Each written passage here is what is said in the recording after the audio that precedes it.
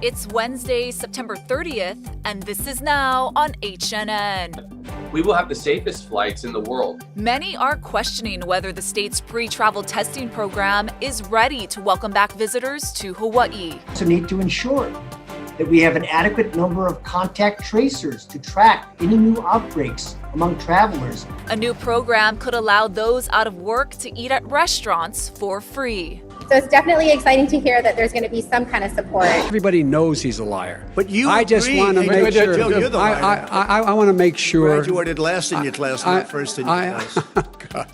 After a chaotic first presidential debate, it's back to the campaign trail for President Trump and Joe Biden. I'm Deborah Alfrone at the White House with the reaction. These stories, plus developing news regarding the reopening of Hawaii's public schools, coming up on This Is Now.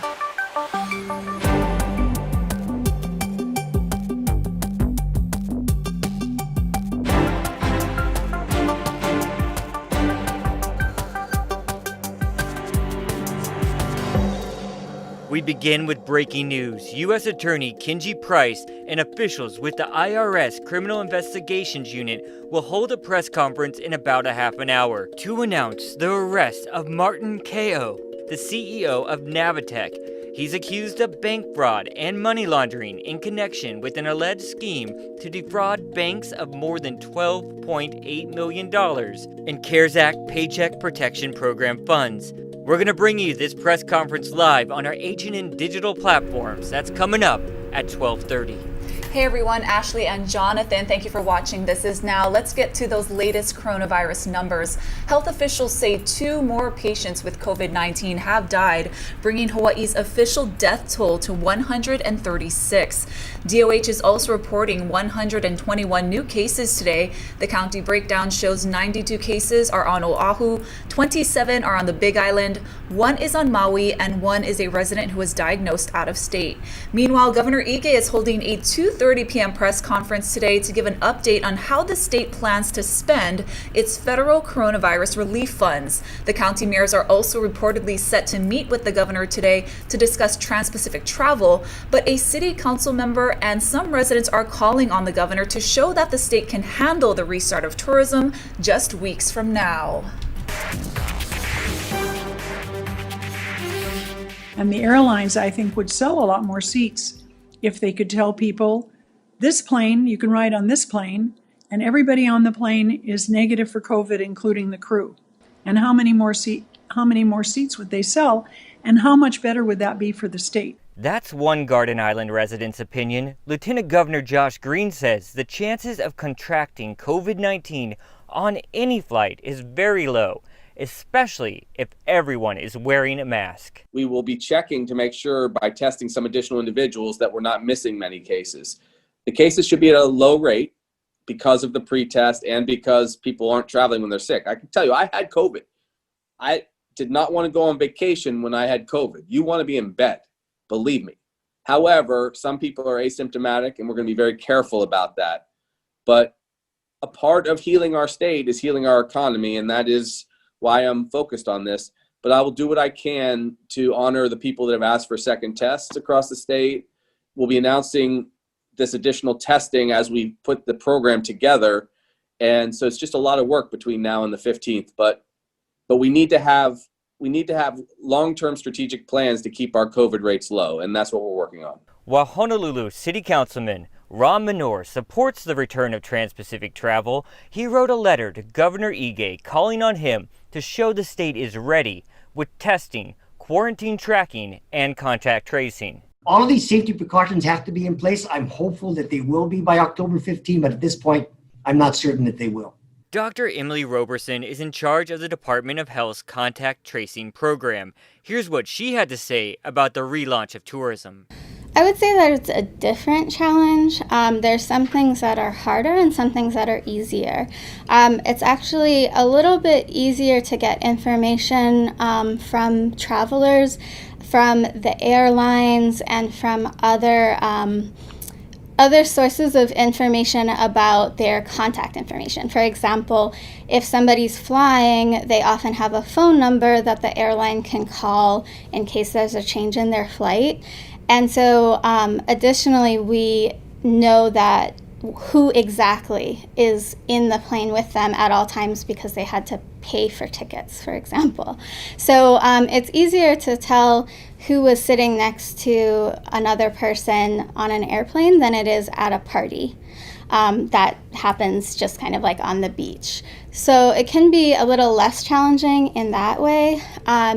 It can be a little bit more challenging in that we can't rely on our social networks to find that person. It's really dependent on good contact information that's associated with that individual when they're coming in. So it's not something where you can say, oh, I know this other person that knows this other person, and maybe we can find them that way. We really do have to make sure that we're getting accurate contact information so that we can follow up. The Hawaii State Teachers Association just held a virtual press conference claiming the State Department of Health school reopening metrics ignore CDC guidelines. Here's what Union President Corey Rosenlee had to say. The rationale for the metrics is ill-defined and is putting our public school teachers and educators in jeopardy. HSTA appreciates that the Board of Education will be addressing these metrics on Thursday, but we are concerned that the complex area superintendents across the state are already using these metrics to determine whether schools can be reopened or not. The Board of Education will hold a special meeting tomorrow where members will vote on a proposal to temporarily suspend changes to in-person or hybrid learning at schools, set up clearer reopening guidelines, and consider a measure making it easier for public school teachers to be granted telework options during the pandemic. There's a new program in the works to help some of the state's jobless families and also some of the struggling restaurants out there. Those out of work would eat for free, and the federal government would pick up the tab. Chelsea Davis explains. Details are still being worked out, but the state has nearly $70 million allocated for what's called the Restaurant Cash Card Program. So it's definitely exciting to hear that there's going to be some kind of support for us. Donovan and Davina Maples own 5 Oahu restaurants. They opened 604 Bar and Grill last month, right before the second shutdown, when they had to switch to takeout only. Now they're back open for dine-in and hoping this new cash card program will help boost business. We've been really struggling lately, just trying to juggle, the closing, opening, everything. So to hear that at least we're making a step in the right direction helps, but I'm not sure how it's going to work or if it's going to be a big help to us. All you can do is hope and pray that it does. On Monday, former State Senator Joe Takuda explained to the House Select Committee on COVID-19 Economic and Financial Preparedness how it would work. The CARES Fund Subcommittee co-chair said the state has allocated nearly $70 million in federal funds for a restaurant cash card program, where a preloaded debit card would be provided to individuals collecting unemployment. There's supports that are going to help individuals who are most impacted right now by COVID-19 due to unemployment, but also businesses, and that's the Restaurant Cash Card Program, $66.6 million. The Hawaii Restaurant Association says they don't have specifics at the moment, but they say federal support for restaurants while feeding people without jobs would benefit everyone. So as to exactly how much per person or per family might get, I do not have the details, but conceptually, we're very excited about something like this because, it's a win-win situation for all parties involved. Takuda told committee members more details about this program will become public within the next couple of weeks. Chelsea Davis, Hawaii News Now. The Federal Communications Commission says it fined Sandwich Isles Communications, Waimana Enterprises, and Albert He more than $49.5 million for misusing millions in federal funds.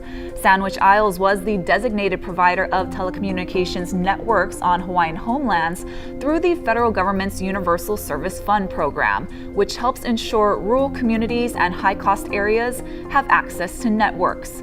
In 2016, he, the company's founder, was sentenced to 46 months in federal prison for tax charges. Prosecutors said he used millions in business funds for his own personal expenses. The FCC says the fine reinforces the commission's commitment to combat waste, fraud, and abuse in the program. New today, the Presidential Debate Commission says it will make changes to future debate formats to avoid a repeat of the disjointed first meeting between President Trump and Joe Biden. Natalie Brand has more. After a rather chaotic first debate night, To the left. Will you shut up, man? Listen, Let me ask my question. well, I'll ask Joe. The The individual mandate was the most unpopular aspect of Obamacare. both presidential candidates are back on the campaign trail. Democratic nominee Joe Biden discussed Tuesday's debate during an Amtrak tour from Ohio to Pennsylvania. The President of the United States conducting himself the way he did, I think was just a national embarrassment. Meanwhile, President Trump hits Minnesota for a fundraiser and campaign rally. By every measure, we won the debate easily last night. I think he was very weak. He looked weak. During the debate, the president refused to denounce white supremacy and even seemed to issue a shout out to a far-right group called the Proud Boys. That move caused backlash. Now the president is walking that back. I don't know who the Proud Boys are. I mean, you'll have to give me a definition because I really don't know who they are. I can only say they have to stand down, let law enforcement do their work. My message to the Proud Boys and every other white supremacist group is cease and desist. A CBS News Battleground Tracker poll shows a huge majority of debate watchers felt annoyed by it, and an even larger percentage of viewers said the overall tone was negative. Deborah Alfarone, CBS News, the White House. A dramatic development in pre-flight coronavirus testing. Oakland International Airport is offering free testing for all. Howard Dykes has the details. While airlines are proposing to charge for COVID tests for their own passengers on selected routes, Oakland Airport this morning says it will test all takers, even people not planning to fly. Somebody who lives in Oakland who just feels like getting a test can go to the airport and get it, and there's no charge. Oakland Airport officials don't care if you're a passenger, pilot, ground handler, or even someone with no connection to the airport. This starts on October 6th, says Oakland Airport Director Brian Francis. This is the East Bay way. Still no federal aid to U.S. airlines. Things are also rough overseas. British Air is cutting 12,000 jobs. Lufthansa cutting 22,000. Axios.com says CDC will extend its no cruise order, but only to the end of October, something cruise lines had already agreed to voluntarily. CDC head Robert Redfield reportedly wanted a 4-month extension, but was overruled by the White House. More evacuation orders have been issued in Northern California as a complex of wildfires grows in Napa County. Danya Bacchus has the developing details. For the next 48 hours, fire crews will battle high winds and scorching temperatures as they fight the Zog Fire north of Sacramento and the Glass Fire in Wine Country. Mother Nature is something that we don't try to guess. So we're preparing for the worst case scenario and we're hoping for the best. The Glass Fire is the 4th major fire in 3 years in the Napa Valley. It's destroyed more than 100 buildings. 80,000 people had to leave their homes. Piling up what you need for your go bag and getting your cars gassed up. It's just, you don't even think about it anymore. It's just this mindless, numb routine. Others are ready to run in a different way. I have an RV. It's pretty sad when you have to buy a second home because your first home is so unreliable. Business owners, like bed and breakfast owner Ed Brown, are also feeling fire fatigue. We're losing customers left and right. We lost them to COVID, now we're losing them to the fires. It's tough times. This year, like in years past, the fire hit during the busy grape harvesting season. It's hard, you stack a few of these on top of each other and it starts to have a psychological effect, but we're an incredibly resilient community. We're full of love and blessed with so much, but it just keeps hitting us, It's like, come on, all right. Already. Firefighters are also exhausted. Crews have been going from fire to fire since early July. Danya Bacchus, CBS News, Los Angeles. That resident couldn't have said it any better. Come on, enough already. All right, I want to tell you about a little developing news coming to you from Kaimana's. Keahi Tucker just messaged us and said the sharks are back on the beach. Several days now that they've been appearing there with that bait ball of fish just looming in those waters there, and attracting the sharks and a lot of spectators. Speaking of the water, surf's on the way down on the south shore and on the way up very soon on the north. Here's Guy Hoggy with an update. How's it on this Wednesday? The light winds continue with a little bit of rain for the east end of the state. We're watching this area of moisture expected to move towards the Big Island by tomorrow afternoon, and that will increase the chance for a few isolated thunderstorms, and that slight chance for thunderstorms will move up the island chain through Friday. Now, we're not expecting a washout, but some areas might get a good amount of rain, and that's actually a good thing because much of the state suffering from drought. And with the light winds today, humidity levels will be climbing. Those light winds will hang on probably through Friday. Trade winds are due back in probably on Saturday. So it's going to be another very, very warm day. Temperatures approaching 90, 91 degrees, and the days are getting shorter. 6:19 is the sunset. And keep in mind, we could get some afternoon clouds late in the day, resulting in a few showers, but a widespread rain event not expected until that disturbance moves up the island chain. Now, we're expecting a big swell to start picking up this afternoon for North Shores. It's going to wrap down to the west side, smaller, but still that's going to have some energy through tomorrow. This swell will peak tonight, and tomorrow we could even see high surf advisories posted. A slow decline on South Shores, but we could see a significant South Shore swell sometime early next week. So again, light winds today. Tomorrow with those light winds, though, we could see a few more showers late in the day for the east end of the state. A few more showers, possible thunderstorms for some areas through Friday, and then drier conditions with stronger trade winds due back on Saturday. Keep it here on Hawaii News Now. We'll have all your severe weather updates. This next story will have you singing "Have a Holly Dolly Christmas." It is the best time of the year. We told you earlier this year that Dolly was going to release a Christmas album very soon. Well, she's also going to come out with a new movie on Netflix. Ooh. Yep, it's called Dolly Parton's Christmas on the Square. It's going to be released November 22nd. The movie stars Christine Baranski. And as Ashley and I were talking, she always plays similar characters, Same right? character. And guess what this one is described as? A rich, unpleasant woman who returns to her small town to evict everyone.